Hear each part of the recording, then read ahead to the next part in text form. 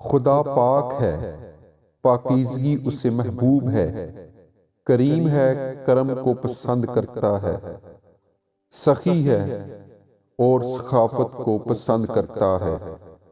لہٰذا اپنے آنگن کو صاف شفاف رکھو اور یہود کی طرح مت ہو جاؤ جو اپنے گھروں میں کوڑا کرکٹ جمع رکھتے ہیں۔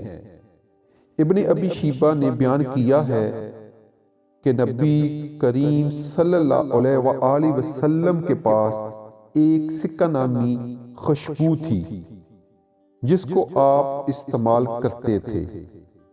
نبی کریم صلی اللہ علیہ وآلہ وسلم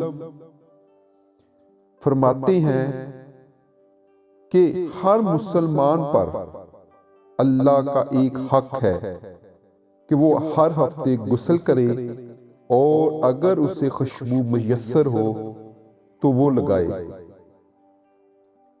خوشبو کی خاصیت یہ ہے کہ فرشتے اسے پسند کرتے ہیں اور شیاطین اسے ناپسند کرتے ہیں۔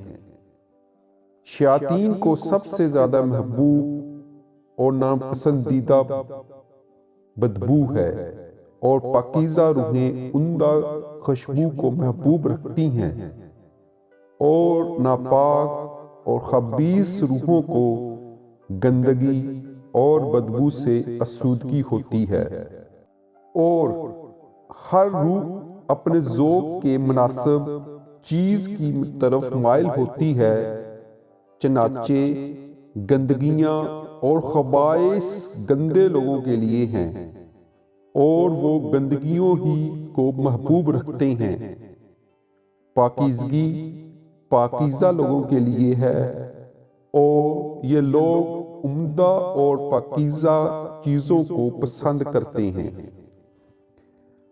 یہ اگرچہ عورتوں اور مردوں کے سلسلے میں ہیں، مگر تمام اعمال اور اقوال میں یہی بات پائی جاتی ہے۔